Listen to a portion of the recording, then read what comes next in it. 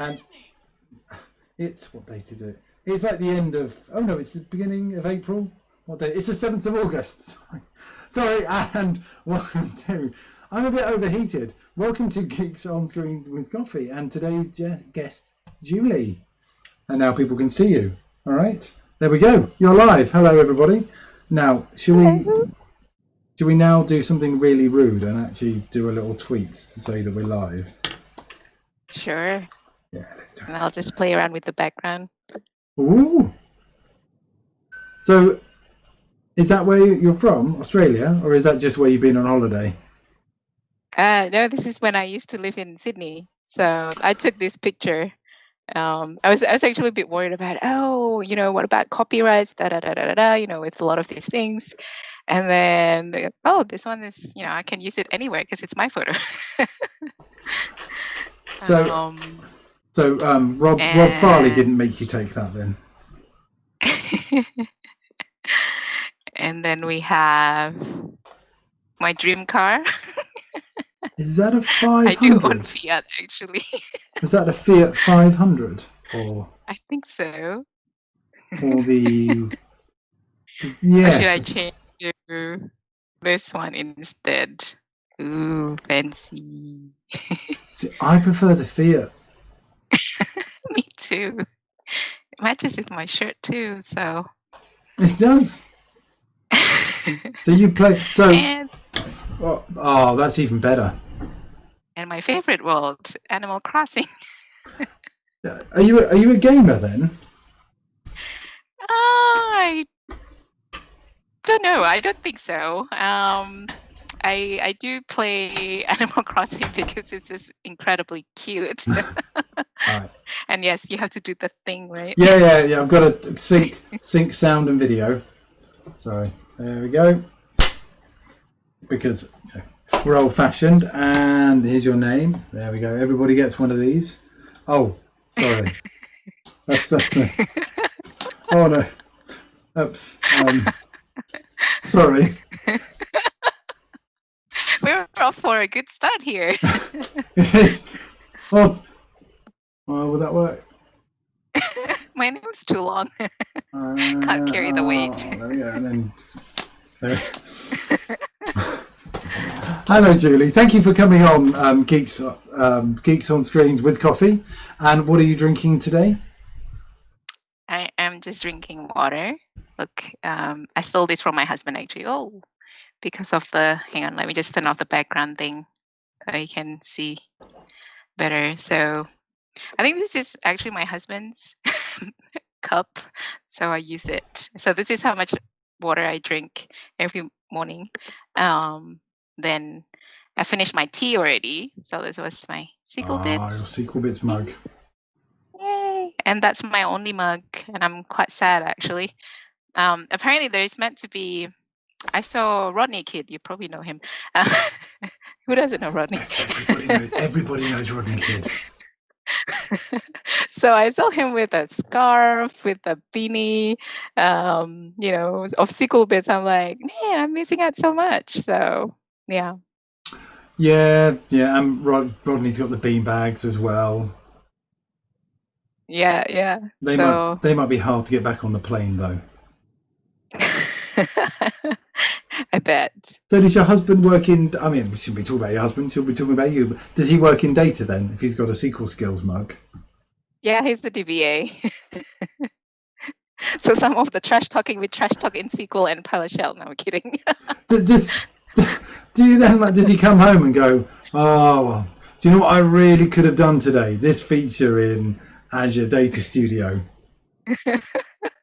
Yeah, I hear that. So we haven't actually introduced you. So you work for a small software house in Seattle, is that a fair description of Microsoft? Am I allowed to say that? That's how I describe it. I don't know. We report to the same big man, I suppose. Like, Eventually, we all go up to Satya. Eventually, yeah. Yeah. And So we're actually a co-worker. There you go. We are, yes. Although we haven't had an opportunity. Well, I haven't touched Yeah, I do use Data Studio occasionally, just probably not as often as I should. So I will apologise. I'm sorry. I feel very ashamed. Yeah. Talking. I work in the Azure. Well, you would say the Azure Synapse space, but the Azure SQL Data Warehouse. Yep. So Cool. so that the plugin, and there's a few bits that are really good about it, but I sometimes I still go. Sorry, I still go back to Management Studio. I know it's naughty. I know. No, stop it. No, it's fine. So, yeah, there are still quite a lot of use cases for SSMS, obviously, and we still do maintain it. And Azure Data Studio just brings more of that kind of modern workflows, especially for the open source kind of community, so people can contribute to it. So it's really great from that perspective. And it runs on Mac as an example, or Linux. So we've got a lot more customers or users coming from from the Mac and Linux world. So we want to welcome them. So Azure Data Studio is one way of doing it.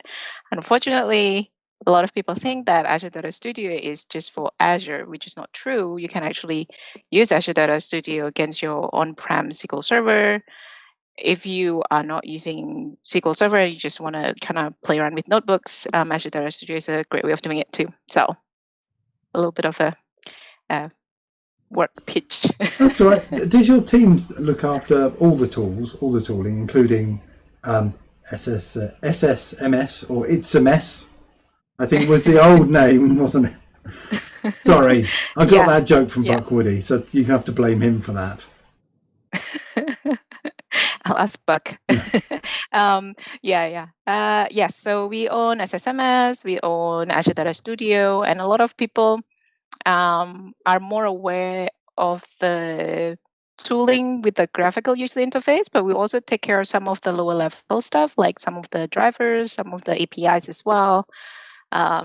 So like for example, deck effects, and then deck pack, backpack, that kind of stuff.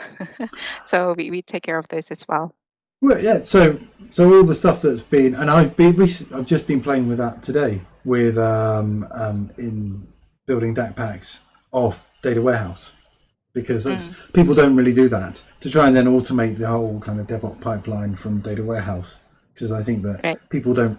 And I got running with a customer. I didn't know we could do this. Sorry, this is so work related, but it was so cool. We got unit tests working over Data Warehouse, and I wasn't sure. Nice. I didn't think it would work. But it's just a SQL endpoint. So theoretically, it could work over SQL on demand as well. But I'm not sure why you would write unit tests over SQL. But it could if someone really wanted to, they could do it. Yeah. And this is what if we were still back in the office, this would have been my background view. So my desk has got this view. This was taken a couple of months ago, thanks to one of my team members, Rajesh, who was at the office at the time, and I asked, "Hey, could you please take pictures around our office where we're sitting, around our what we call neighborhood, right? Because we've got a couple of new engineers at the time, and they've never seen the office because of this whole virtual working situation because of the pandemic, right? So they've never seen the office. So I thought, hey, it'd be nice if they get to see, what our neighborhood looks like inside the building. So yeah, it's one of my views. And let's do something happy, or maybe we'll do something a bit more British. No, you'll probably. Have I been? Does the DW? You've completely gone now. You've turned your camera off. Oh, did I? Yeah. I'm just here on my own now. There you go. Oh, that's perfect. UK, yes. No. I mean, that's not the UK at the moment. I mean, you can't imagine how hot I am right now, with lights on. It's not fun, and the window shut to keep the pigeon and the bird noises out. It's not a good place to be right now. And cool. My children were out there on a. We've got what's the name of it? It's called it's like a big inflatable mat, but it's like 6 meters long. So they had a garden hose, and then they were just like wetting it down and then sliding along it. Oh, that's awesome. Yeah, I should have that. but That's a good idea. it's not what it was made for. It was made for gymnastics. It wasn't made to be used as a water slide. I think why not? Live a little, right? Yeah, right. Who's going to clear up the mess? No, well, no. All right, they will. I'm not going to clear up the mess. So, how are you? How's the pandemic? Treating you guys in. So, you based out of Redmond? So, you living somewhere in that sort of Washington State area?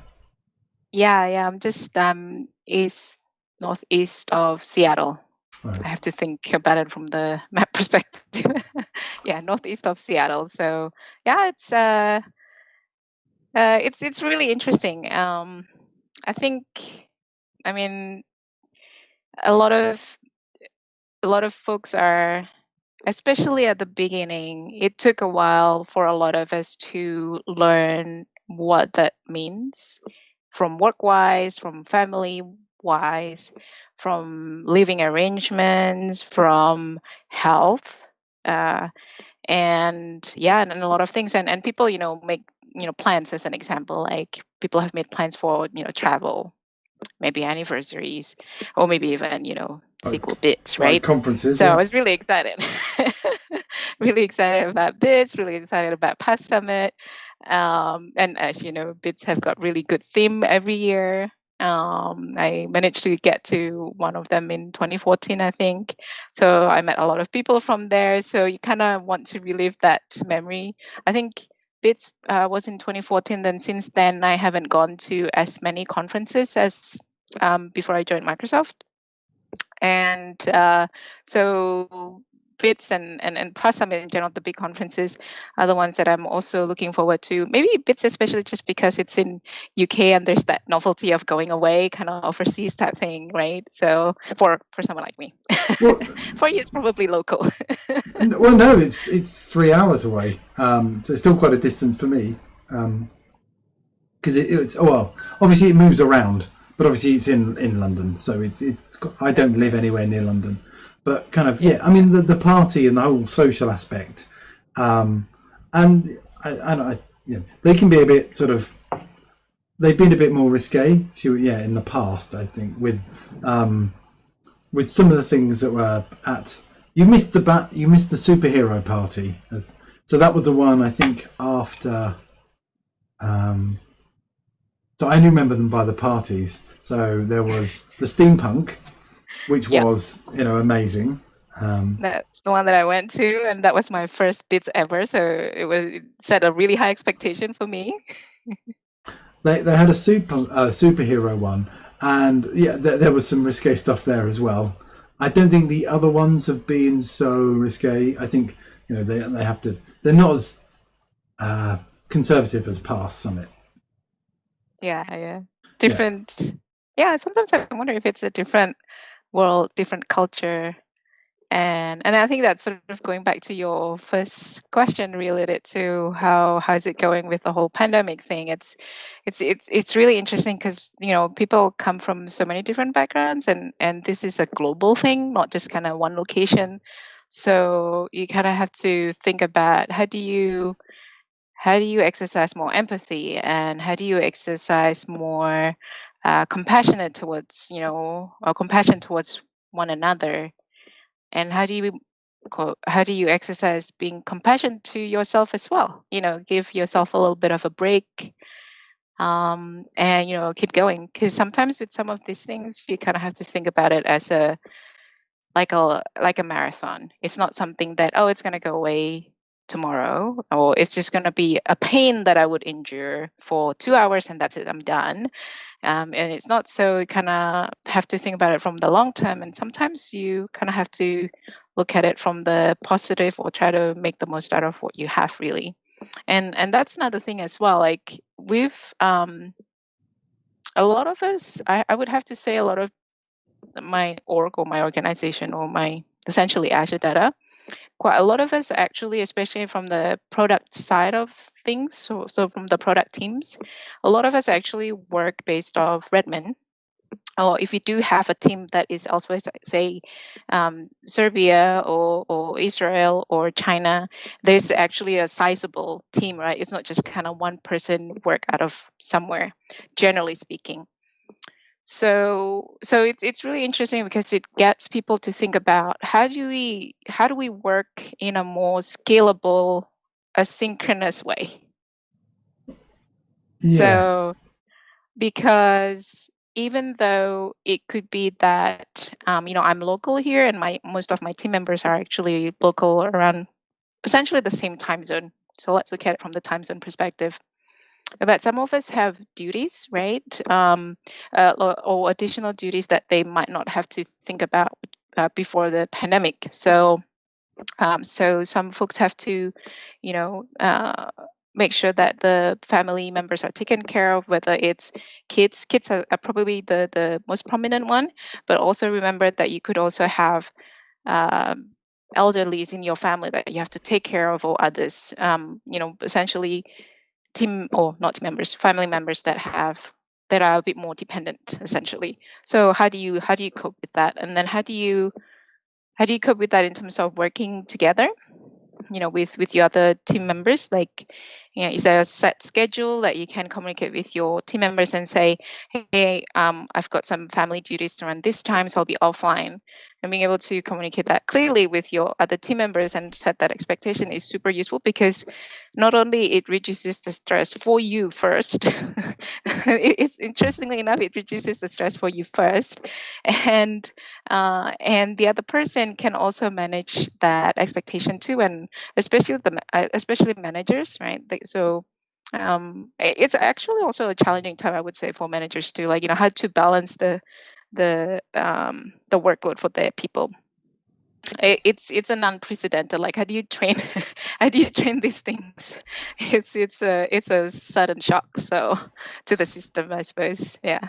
So were you working basically just from the office all the time? So like 9 to 5, 9 to 6, regular hours in the office, then go home and then completely switch off before? And then are you? Yeah. Can you remember life before? Yeah, that's a good question. So I remember usually I'd wake up and then I would go to the gym, and then I go to work. So I'll probably try to get to work by 8:39, and then I'll stay. Depending on the time of the day and how busy my work is, I try to either leave early, like 4:00, or leave late, like after 6, because the traffic is just not worth it anymore. So, and the other thing is that it's the tech industry or the work industry these days. I would say that we are measured based on impact rather than the number of hours that you clock in and clock out. So I'm grateful that I have the liberty to be somewhat flexible in terms of the work hours before the pandemic. So yeah, that's what it's like. And then after the pandemic, the first kind of couple of months, it took me a little bit of time to adjust. I have worked from home before, so your guest from last week, Rob Farley, I should probably mention him. Used to be my boss.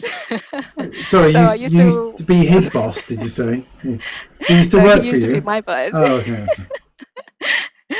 Well, sometimes I tell him to do stuff. So depending on the time of the day, I could be his boss.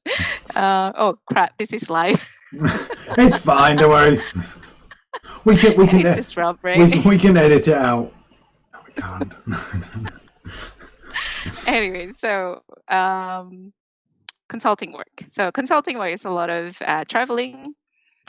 Interesting with consulting, you actually do have kind of you have billable hours. So that's what makes you a little bit more cognizant about time. And I think that's actually good in a way, because sometimes you can, especially during this pandemic, right?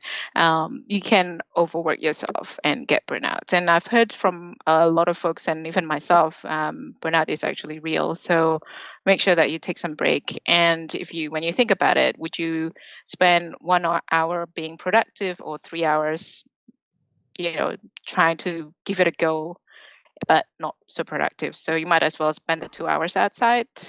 I mean, social distancing, obviously, yeah. running, walking, or whatever that might be, and then get the 1 hour productivity. So I've tried to keep telling myself that, so that way I don't overwork myself too much. And again, going back to what I said earlier, it's all about marathon and keeping the positive outlook. If you don't have some fresh air outside, it's hard to keep the positive outlook. So, yeah. How do you feel about so when I've talked to other colleagues and just people in general, I mean, I would travel quite a lot, and I'd be out with customers all around Europe. But now looking at it, I'm thinking I'm probably not going to be out traveling this year. Right. Realistically, I'm probably not going to travel this year. And part of me goes, well, that's good because I can be at home and I don't have to have all the extra time away from home where I was traveling. But also, kind of, I do miss that traveling. Mm-hmm. And it's trying to weigh that up of kind of, well, it's good, but it's bad. My family, I'm around more for my family, which is bad. They don't like that,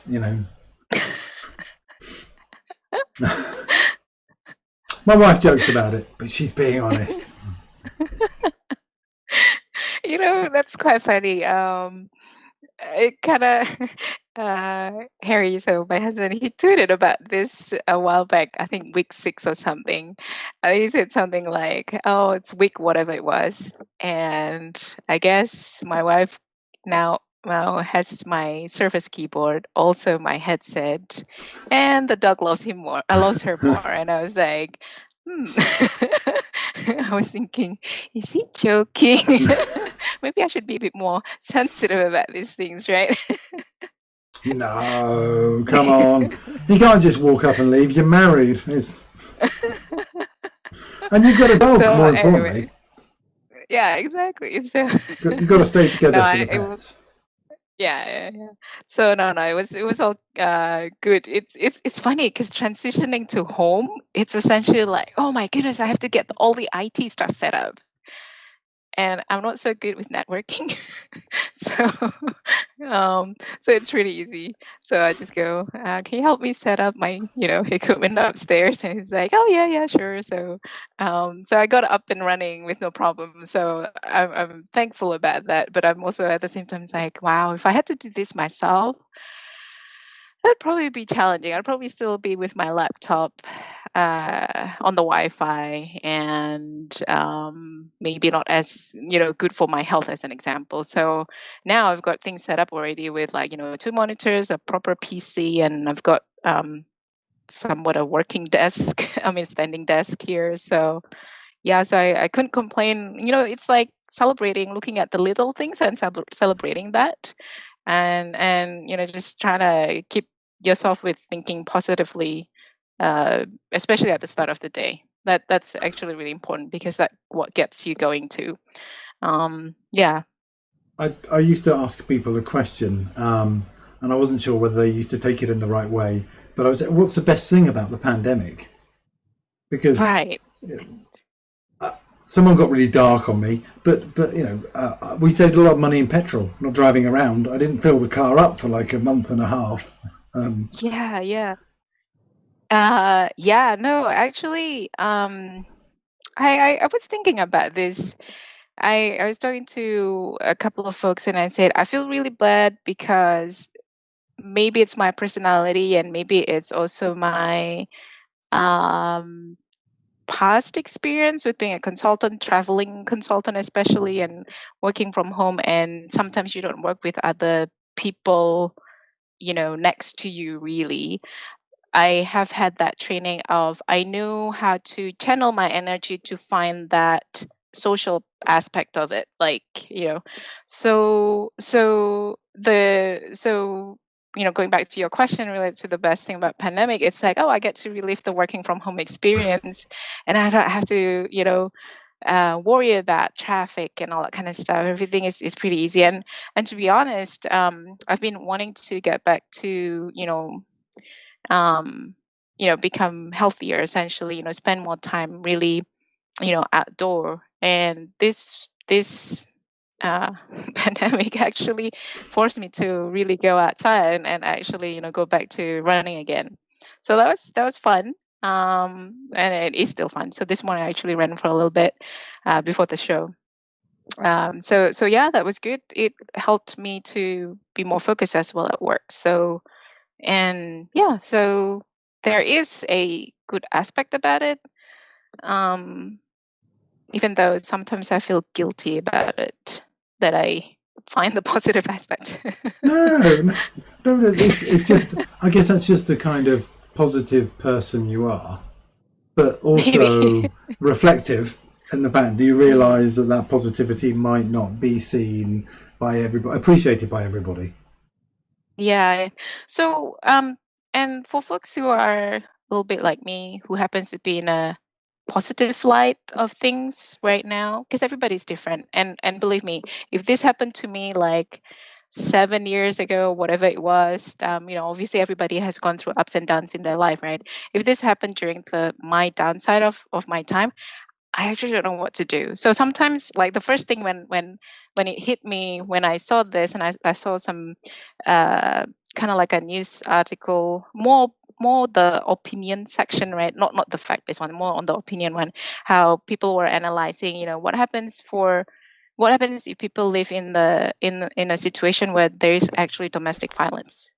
So that part really hit like hard for me. Like, yeah, like what if you unfortunately had to live with someone that you actually go to work because you wanted to run away from that situation every day. So that's pretty harsh. So I don't know. I'm hoping that in some ways it can turn out good for, or okay enough for other people. So yeah. So in some other countries, probably this is not politically correct, but in some other countries, as an example, and I won't even say the country, but there is obviously disparity between, specifically in this specific country, there's a disparity between what is expected out of men and women. So because of the pandemic, they know that, a lot of people working from home, so they're expecting men to work from home, and the women was expected to do extra care and make the men happy. So yes, there's a country that actually the government said something like that, and it's kind of like, so yeah. Yeah, exactly. So it kind of got you thinking, and seeing that, it kind of got you thinking, like, how do I make the positive out of it? And for folks, sort of going back to what I said earlier, if you are on the positive light, think about how can you give back. So I've been and giving back without, it doesn't have to be grand. Like, it doesn't have to be, I'm going to donate, my entire time, doing something else. Or maybe if you're compelled to, and if that's your calling, that's good. But it could be some little things like, checking in with your folks, and being aware, especially in meetings and things like that, being virtual and all. If people, constantly getting interrupted, if other people are, whoever that might be, could be men or women, right? So if they're constantly interrupted, how do you kind of find yourself aware of, hey, hang on a second, that person is trying to say something, I want to hear it, right? Just kind of small things like that, really help. And then maybe check in with other people as well in your team and see how they go, and giving kudos to other people, right? I was extremely, oh, by the way, I moved to the SQL Tools team late December, so I've only seen my team members for 2 months. out of the entire time because of the pandemic, right? Um, so I was just really, really proud of my team in terms of how much collectively we've, not lose spirit and, giving as much as possible the best we could, and at the same time allowing for folks to, take time away and to kind of really recharge. And I think you only live once, so be kind to other people, be compassionate, be courageous as well. You want to try something new, like me running, right? Just go try safely, hopefully. So don't run to other people. First of all, it's never safe. Like run into people. Yeah. But especially in pandemic. But anyway. Around them, Yeah. over cars, whatever. I would have thought, is it trail running would be quite popular because you've got lots of mountains and hills. Yeah. There's this guy at work. Maybe I should keep it anonymous. I don't want to, just in case they don't want to be called out. Anyway, there are a couple of people at work who are really, really enthusiastic about, hiking and everything, and they sent photos, and so I live vicariously through them, through the photos that they do, that they take. So it's like, wow, and this is the other aspect or example of being social virtually, really, right? So yeah, that's really amazing that they did that and they hiked so many miles up. And if you know Jess Schultz, I cannot remember her Twitter handle, but she did hiking last time, and I saw the picture on Twitter. I was like, oh man, that looks so gorgeous. So, and yeah, and if you cannot go for a hike, then go to your local park or whatever nearby you and just breathe that fresh air. It does some good for you. All right, I'm going to change tack slightly. We'll get back on to this, but I have to ask everybody. I have to move into the serious position, sort of. What's your favourite cheese? Gouda. You're not the only one who said Gouda. Is there a particular reason for that, or is that? I don't know. I think the first time I tried it was when I was in Sydney. I moved to Australia when I was 14. So my knowledge of cheese wasn't until kind of my early 20s when I went to, so my early 20s is just like last year, by the way. Kidding. My early 20s in Sydney, there is this deli. Is that my way of saying it? Sometimes I don't know whether I'm saying too Australian thing or too American thing. Anyway, there's this deli place near the fish market, and they sell so many cold meats, so like salamis and all that kind of stuff, ham, and so many different varieties of cheeses. Before that, I thought cheese comes in slices or pre-sliced. It wasn't until then it's like, oh wow, this is good. Actually, I lied. Maybe before that, I went to UK once to see my sister and my late brother-in-law, and he also showed me this the cheese that comes in like small packets. Is it the Lancashire cheese? I don't know. I can't remember what it was called. I mean, a lot of cheese in the UK, if you buy it from a supermarket, will come in a little small packet with maybe a picture of a cow or a sheep on it, or Yeah. I mean, you do need to go to a nice specialist place if you want proper, good quality cheese. But you can just get it from a supermarket. I mean, yeah. So cheese, good. Okay. So is your kind of interest in kind of keeping the social side and people's sort of mental health, is that come out of just from the pandemic and interacting with your team and seeing how stuff has changed over the last, I don't know, like what is it, 10 weeks, 3 months? Right. I've forgotten how long we've been in lockdown. Or did it come from before that? So last year, I did a little bit of some thinking more than ever, more than before. Maybe I wasn't thinking before, but anyway. So I did a little bit of thinking. So a lot of folks that we know of, especially in the SQL community, we see, well, we know of a lot of speakers, and when they show up, I'm always like amazed and inspired by them. So, for example, Kevin Klein, Patrick LeBlanc. Patrick is super awesome, by the way.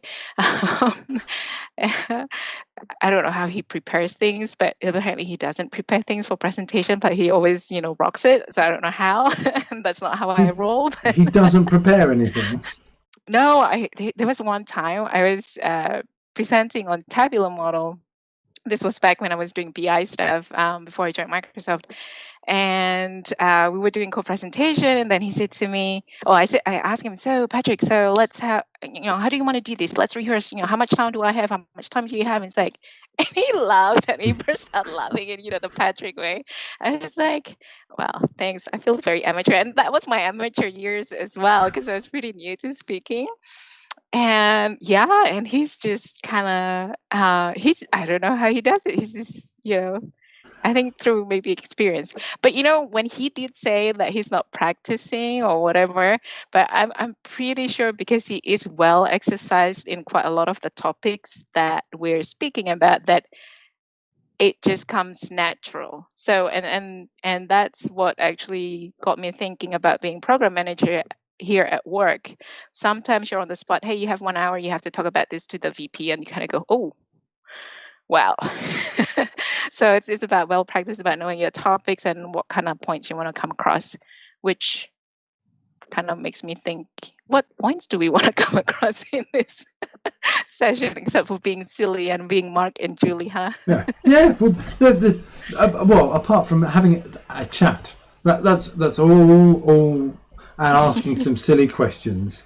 And questions there's no kind of ultimate aim. Apart from, all right, so there was an original aim. So the original aim was to do a podcast with very little editing, because it's live, we're not editing.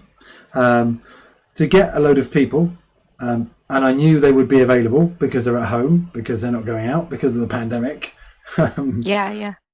And just a bit of social interaction, and that's all it was. Those three things. Great. And obviously, but we're starting to come out of lockdown, and people are starting to become, not less available, but it's changing, evolving. I think is the right word. Yeah. But yeah, that's good. I'm not very good at that sort of. I can speak on a technical topic I love, but I will probably just ramble. I find that I ramble. Getting to the point is not what I'm good at. So I'm not good in those, like talking to senior level people. Let someone else do that. That's not really kind of. I have to really think about it. Yeah, 5 minutes presentation to me is harder than doing an hour. And you probably noticed. You probably noticed whenever I talk, I try to say, remember, just going back to your previous point or previous question and whatever else. That's actually for me mentally to remember, hey, this person's asking a specific question. Don't just drift off and ramble about things.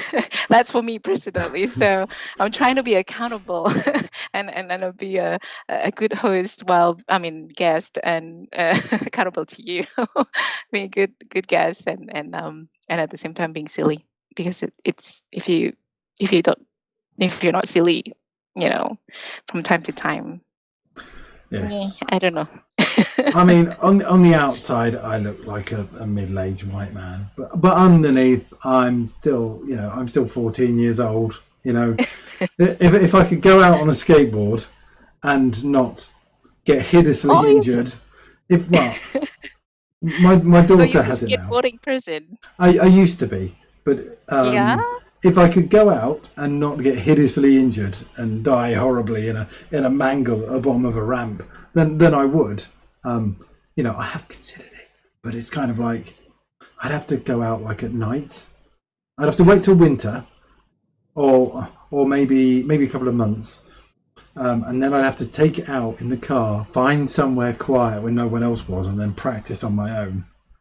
Right. Skateboarding is a big thing in Australia. At least most of the schools that I know of.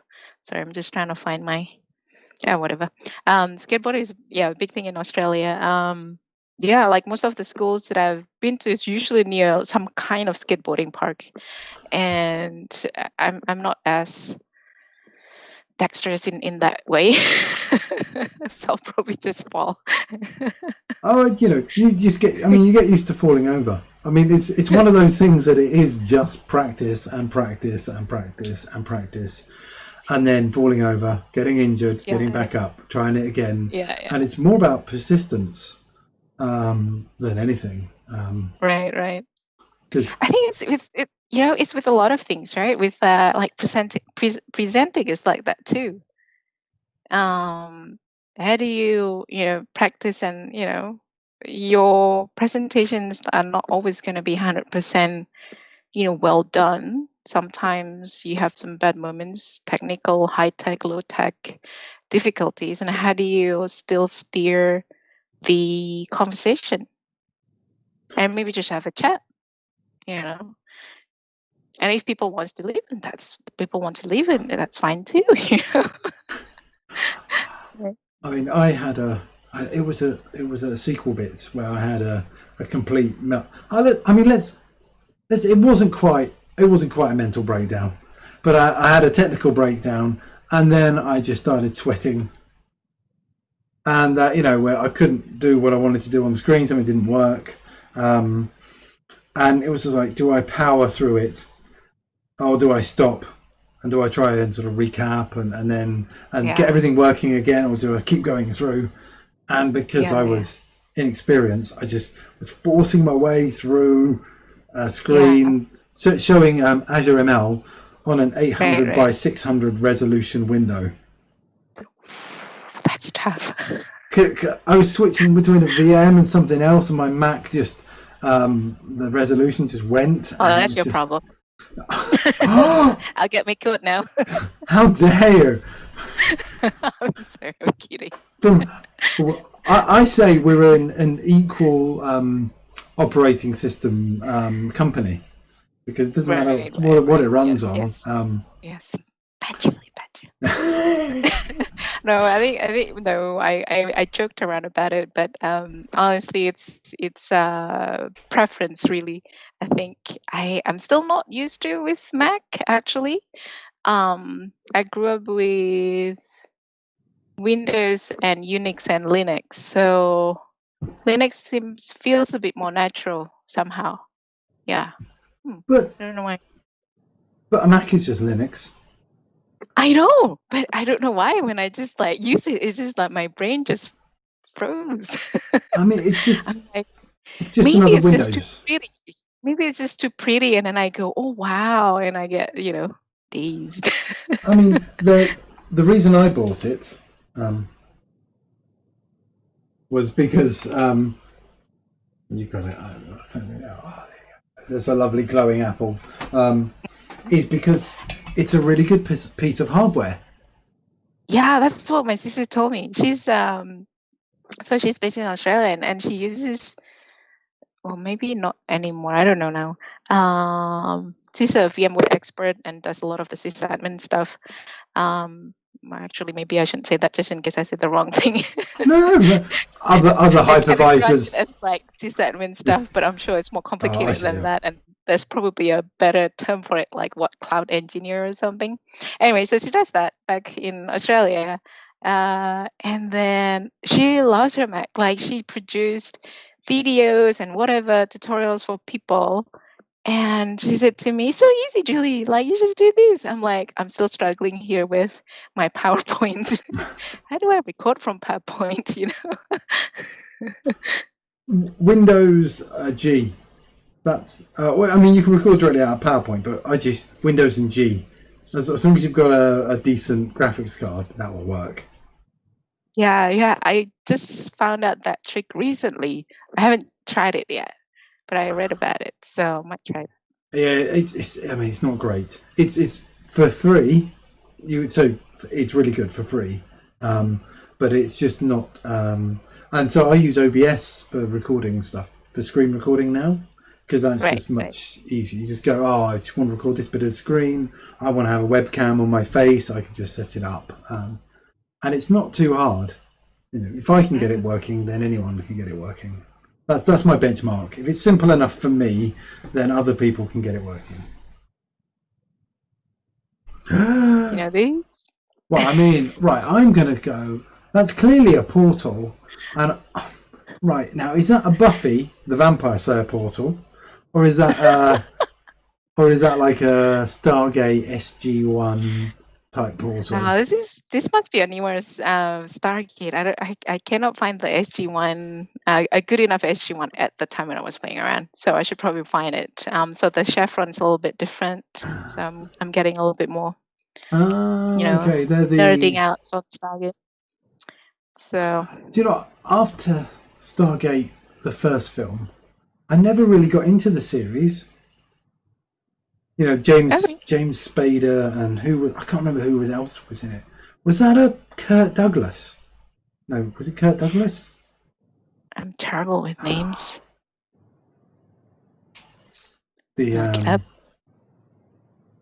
That's about all I can remember about Stargate. That it's got James Spader in. I was trying to seem cool and hip, but it doesn't work, does it? And I'm terrible with names, so there you go. Anyway, Stargate. So yeah, one of these days, we can easily just go through Portal and see one another. So that's pretty cool. I guess this virtual thing is one way of doing it, isn't it?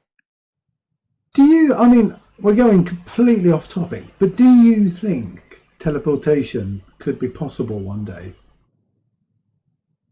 One could hope, I suppose. Why not? Yeah. I mean, just because we don't know how to do something now, Exactly. and we don't understand certain things, doesn't mean that I mean, it would have to be, still have to meet the laws of physics. So unless there's some sort of, we'll go wormhole, or who was it? Something Eisenbridge, Einstein Eisenbridge, or wormhole. Don't know. Mm-hmm. If you're into was it Marvel? If you're into your Marvel, they called it an Einstein-Rosen bridge. Oh yeah. From I was gonna say Thor. Yeah. Yes. Yeah. Oh, there you go. They didn't like the term wormhole. As I said, I'm terrible with names sometimes, so I'm gonna switch back to Australia because funny facts, since we're being silly anyway. So my husband and I speak two similar languages, and in both languages we come from different parts of that country or that language. So as an example, sometimes I would say something in Aussie way, and he'd go like, "What did you say?" Like, what was that? One of them was knackered. It's like, oh man, I felt so knackered. And then sometimes I would scream, far out. Like, I just couldn't believe it. Far out is like, huh? What? So and then I speak SQL, he speaks PowerShell, and I'm like, what? PowerShell? I have a grudging admiration for people who use PowerShell. It's nice, but it's just .NET scripting, isn't it? I mean, yeah. That winds them up. Anyway, so yes, being silly is important. Take care of yourself. Is he Australian, your husband? Is he originally from? No, he's not. He's so we he grew up here in the US and I grew up in Australia. So yeah. So we met here at Summit actually. Isn't that a funny story? Sometimes people ask me like, oh, where did you guys meet? Especially the younger ones, like, because we have so many interns and a lot of kind of new people joining Microsoft, from kind of like fresh grads and whatnot, and people were asking like, how did you meet people, or how do you meet your husband? And I would say conference. It's like, oh, Julie, so typical. Like, oh, what did you expect? I find it really hard to meet people at conferences. I never meet new people at conferences. Yeah? Why Yeah, not? because that would involve going up and talking to strangers. No, no. Yeah, so it's yeah, conferences sometimes running conferences is hard too, by the way. Or being in a conference can be hard too. Um I'm the kind of person that I'm good with this kind of conversation, one-on-one. I'm okay with group of people too, but I don't tend to try to draw attention to myself.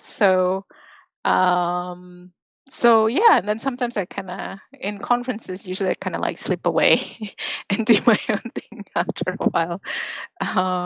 Yeah, so maybe I am not too social. I don't think it's But I social. always yeah, I don't It's know. I just have I've got technically, I mean, it's a stupid term, isn't it? You've got something in common with everybody there at the conference because you're either going to be into SQL databases, you're gonna work for an IT company, you've got something in common with everybody there. So there should be no reason why you can't just walk up to someone. But I just find that socially just really bizarre. I mean, I've done it, but I didn't feel good about it. Mhm. You know, it just seems. I don't know. I don't know. It's an English thing that just someone coming up to you and saying, "Hi, how are you?" You just go, "And what do you want? What are you after?" I'm fine now. Now leave me alone with my thoughts. It's Right, right. it seems unusual. It's not something that we would kind of do. Yeah, Well, yeah. yeah, I guess normally, and then there's the event thing where people go out and get lubricated, have a social lubricant, and then that's But it's only sort of meeting and being with people, and then being with other people I didn't know in that group, and then getting to know them. Yeah, Yeah, yeah. even at like Ready, something I would just I would talk to people I sat next to, but I Mhm. wouldn't just randomly walk up to people. Yeah. Is that just odd? Is that weird? No, I don't know. I don't think so. I'm a bit like that too, actually.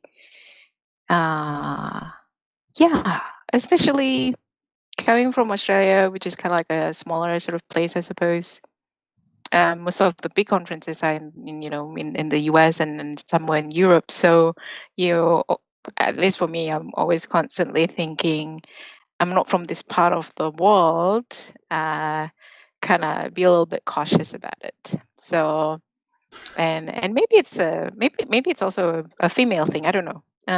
Just in general, being cautious about where you are really, which I think everybody should probably think about that too. Yeah, yeah. I mean, I wouldn't go up to random women, and I wouldn't go up to random men, whether it's at a conference or whatever. I think I have done to be playful, and as if so. I think depending on which role you're playing at the time, you can get away with certain things. So when you're the role of a presenter, you can do certain things, Yeah, and I then find it easier to social with other people because I'm in my session. So I have a command of, trying to reach out to you. But if I was an attendee, I tend to be respectful for others. I'm cautious about thinking like, oh, others are actually really here to, learn from somebody else. So maybe I shouldn't disturb them. Maybe afterwards, if someone have asked the questions and I thought that question was interesting, then maybe I'll reach out and use that as a way of communicating with or socializing, I suppose. Um, yeah. Um, I don't know. I would love to practice that again one day when we have a real conference in person. I I think so. I had these conversations with people that were running virtual conferences and SQL Saturdays, and there was one in the Europe Data Weekender and a few other. And what's the other one? 8KB. About doing virtual conferences and whether they would take over from physical conferences. And at the beginning of the pandemic, it seemed like there was a big push on virtual conferences. But I think almost there's like a tiredness about them. Kind of there's so many of them that people just Yeah, they want to just get out and meet each other and then see each other yeah. in person. Yeah, that kind of reminds me. These days, I prefer to listen to podcasts than watching for some reason. I think I just have that screen fatigue. But when it's listening, I feel like I can go out for a walk or whatever, do some chores, folding laundry, whatever, right? I could listen to it and I feel like, oh yeah, there's that background noise and kind of listen to essentially like, listening to someone talking. So yeah, I don't know. I'm getting more into audiobooks and podcasts these days for some reason. I mean, that's almost it's almost like I prepared you. So, I mean, what podcasts and audiobooks are you listening to? So recently, because of this whole mental health thing that I'm trying to kind of, I suppose, grow language around or be aware of how to say some things, or because when you widen your language or vocabulary around it, it kind of helps you to better frame things and, for example, and hopefully grow compassion or be more or grow empathy. So one of them that I've been listening to is Brene Brown's Unlocking Us. It's actually a really good podcast. I really love listening to what she has to say because a lot of the materials, she has some science behind it, and she invites people or sometimes do a bit of I think she did Ask Me Anything last time, so that was really good too. And she has some sayings or some things that kind of really clicked with me. So one of them is, so I have to say this. Working at Microsoft could be challenging for me personally because I feel like I'm surrounded with a lot of smart people that sometimes know the topics more than I do. And actually, it's the same thing with working with SQL community because there are a lot of people who are smarter than me and know the topics more than I do. And here I am being a program manager. I feel like, oh my goodness, it's a lot of could be a lot of responsibility on your shoulders. But one of the things that she said is, but it's actually for a different context, but can be applied here is I'm not here to be right. I'm here to get it right. Yeah, that's nice. So some of these things kind of, help me to get going. I'm not here to be right. I'm here to get it right. So, and that's what I do for a living, actually, literally. And then the other one that I really love is, it's called Finding Mastery with Dr. Michael Gervais. I really love about how he has used science as well and apply it to and psychology as well, and then apply it to how do you unlock yourself to do better. So it's a lot of self-retrospective, essentially, these two podcasts. So yeah, I don't know. I really love these two right now. And yeah, and one more thing before I go. I know that we're way over time. No. You don't get to say that. I get to say that. Oh my god. I forgot to mention that I'm just standing in for Simon Whiteley because this is his podcast. Sorry. Oh, really? Yeah. Well, I like Simon a lot. Can I have him next time? All right, that's it. All right, I'll get me a Coke. Sorry. So someone at work, so a colleague of mine said, "Oh, do you know Simon Whiteley?" And yeah, oh, you do that pod? You're his co-host on his podcast. You know how I know you? It's from Kevin. It's funny because we work for Microsoft, but Kevin's the one that introduced us. Hey, do you know your colleague? Oh, thank you, Kevin. Yeah.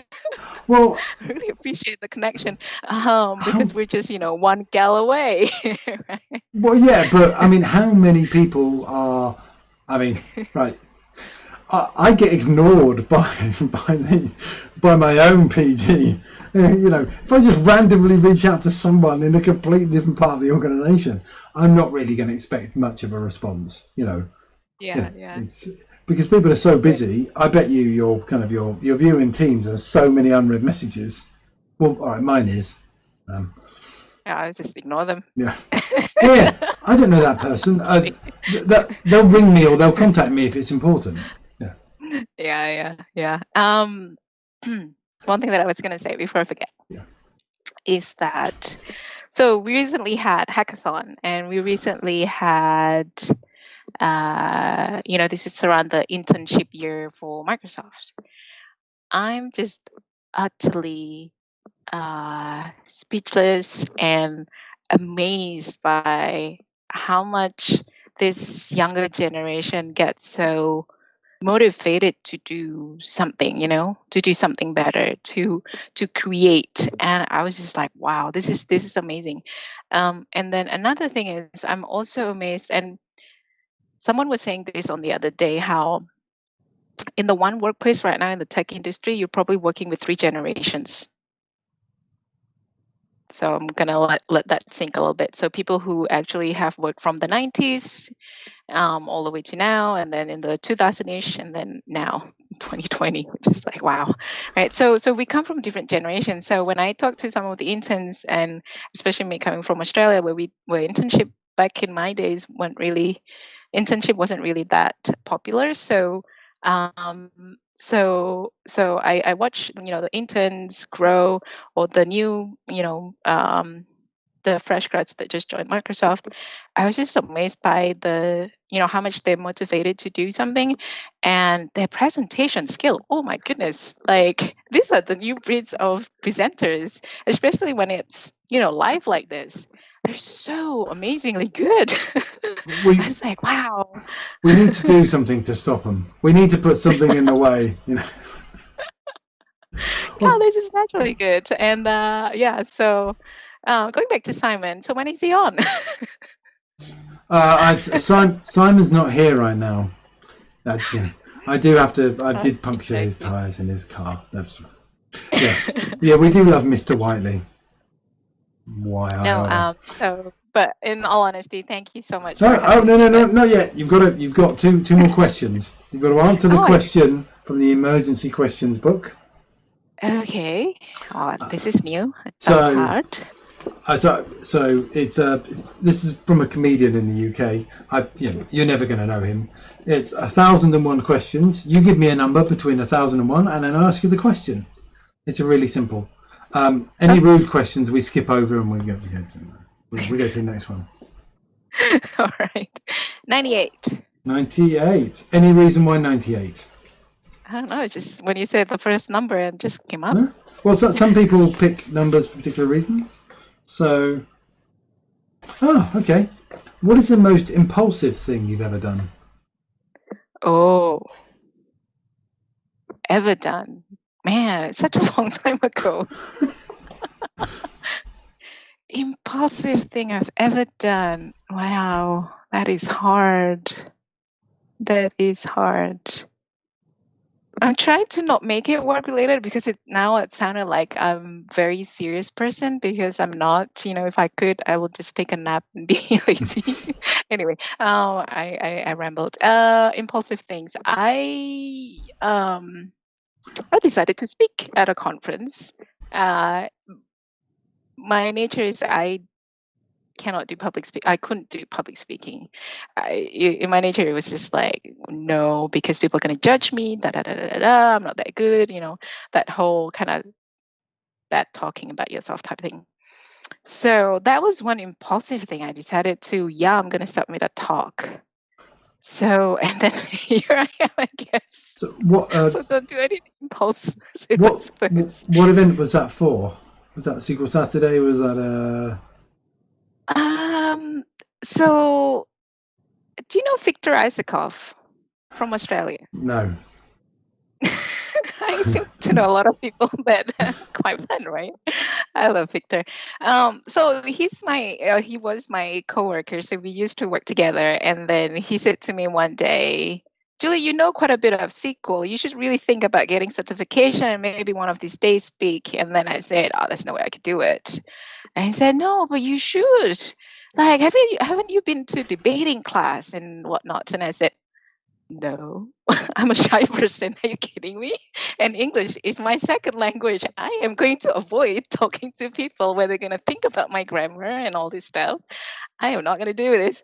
So, and he said, yeah, you should. So I don't know why, just one day I decided to take certification. And then I thought, hey, I got nothing to lose. I'm going to submit something. But luckily at the time, he actually was willing to go through the pain of me learning how to speak in front of people on, I'm not joking, DBCC trace flags. DBCC trace flags. I mean, it's a trace factory. In general, yeah. But I mean, to be completely honest, it's not the most exciting topic. Clearly, was it 1 2 2 2 2 and 1 2 2 2 4? I think are the deadlock ones, and there was another one. Yeah, that's about it. I'm like, man, I used to write a lot of stored procedures, and probably query tuning might be one of the things that I could talk a little bit, or indexing techniques, but trace flags, seriously? But yeah, and I did that, and guess what? That's where I met my husband. Oh, really? Okay. So people, this is a message from Julie. Do something impulsive because it might change the rest of your life ever. So without that, you wouldn't be married, you wouldn't have a dog, you wouldn't be at Microsoft if you hadn't if you hadn't been impulsive and submitted. Like I said, what have you got to lose? So you might as well just do it. And if you happen to, I don't know, not really have a great thing out of it, then just, it's okay. Yeah, at least you try. Andre Cummum says hello, and so does Neil Hamberley. Oh, hey. The last time I saw Neil was probably maybe Bits. And hi, Andre. I haven't seen you for ages. I mean, you can't see him. I mean, they can see you. But I'm seeing his Twitter. Oh, I see. Is he putting stuff up on Twitter? Yeah. Simon. Anyway, so yes, the final question. Oh, thank you for your time and for running over. The problem is time goes so quickly, you forget about what time it is. And I know it's the end of my day, but it's the beginning of your day, isn't it? You still got the rest of Friday to go. Time travel's crazy, isn't it? Who do you think would enjoy a chat with me, or who'd you like to nominate for the next one? Simon? I'm kidding. Oh. Who should you talk to? You should talk to one of my, I want to endorse Alan Yu. Alan, who is my teammate. I know it's another Microsoft person, but in all seriousness though, as I said, I talked about, the new generation of people in the tech industry.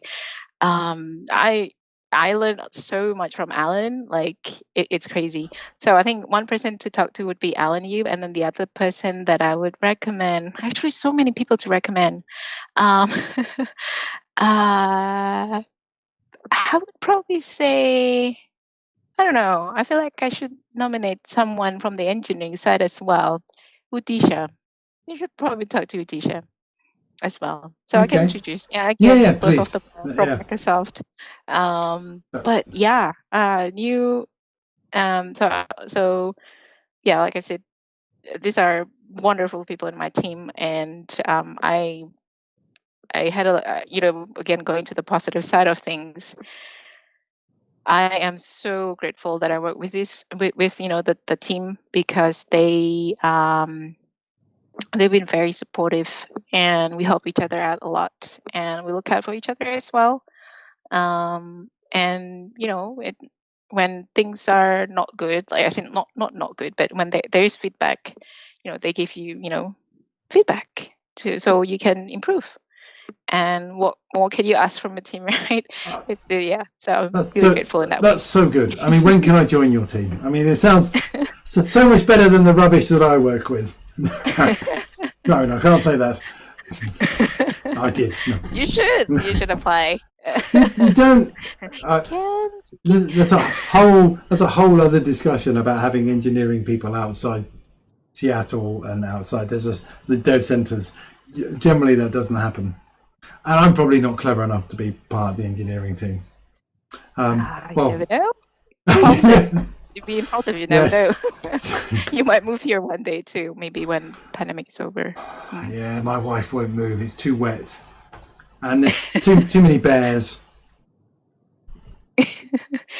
Too wet. You live in UK. It's the same thing. I know she only wants to move somewhere hotter and somewhere with less rain.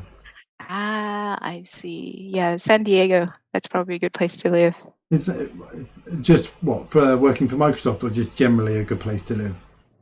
Actually, that's where I want to go right now. I'm just. Oh, I see. It's where you want to go on holiday. Okay, right. Maybe I should have asked that question. You should ask me a question about ice cream next time. But yes, I'll save it for Simon then. Yeah. Well, sorry, I'm just standing in for Simon. Okay. When Simon talks to you next, you can talk about San Diego and ice cream.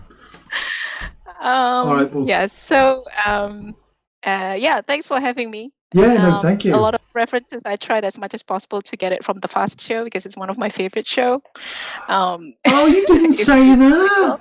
We could have a whole conversation about cheesy peas. Oh yeah. And today I'll be mostly eating yogurt. Yeah. I get me coat. Yeah. Oh, you did the. I wasn't sure about the. I'll get me. Oh, come on! I'm like. My favorite character is Dave Angel, Eco Warrior. Stop burning those tires, Marlene. I'm walking onto the Moonlight Shadow music. Remember, there's always that positive guy that keeps walking. It's great. Everything's great. Yeah, I feel like today, I feel like that. Everything is great. Oh my goodness, I've become one of those people. Oh, you like the Fast? Oh, okay. I mean, yeah. So, yes. Sorry, I didn't pick up. I just assumed they were just random references. But I told Rodney that you wouldn't pick it up because I couldn't do the accent right. No, but but when you said like before the call, it's Scorch Show, I was thinking, that's very Fast Show-esque, isn't it? Let's and then I'll get my coat. Yeah, sorry. I'll say goodbye, and then I'm just going to sort the drainage out in the lower field. Okay, I better do some work. Oh, come on, you must have got the Ted and Ralph reference. No, I didn't. What's that? Ted and Ralph. Ted, the posh guy who's always going, we should go somewhere. Yeah, yes, sir. Yeah. Oh, yeah, that one. Yes. With the sort of the gay, sort of the homoerotic tension between them, and Ted occasionally talks about his wife, and then his wife dies, and Ralph asks him out to go to see a show, go to the West End after his wife has died to go and see, I don't know, Cats or something. Yeah. What did I say, Roy? Roy? What did I say? Oh, no. Oh, Roy. Roy. What did I say, Roy? And it's the mother and the son thing. Mother and the son. Oh, I don't remember that. I'm just thinking of now competitive dad who's going. When Leonardo da Vinci was like 14, he was doing much. That might be an impressionist painting, but it should be more like this. Should we go to McDonald's? Yeah, let's go to McDonald's. Sorry, we could have a whole Fast Show reunion. I know we should. Maybe we'll plan that and get Rodney along and anyone else who knows about the Fast Show. You should have him on this show too. There's not enough time in the world to have Rodney on. It'd be. I need to block out a good 3 hours. Do you know? I haven't spoken to him in ages. I used to work with Rodney. Really? Yeah, Rodney used to be my Twitter aggregator. He would tell me what was happening, kind of on social media all the time. Right. He was really useful to have around. I didn't need to look at Twitter. He's my conference aggregator. What's happening around him? He just summarized things of what happened at the conference. Yeah, he'd be great. Oh, look, Simon Whiteley's now watching. He'll be sending me messages about why I'm taking over his podcast. He's a terrible person. All right, I can't hold you up for the rest of the night. All day. Sorry. Thank you, Julie. And we'll catch up some other time. And thank you for your time. It has been great. Yeah, likewise. It's my pleasure. Thank you for having me. All right. Bye. And bye, everyone who's watching. Bye. Stay safe. Bye. Have a crash. Bye. Sorry. No, bye.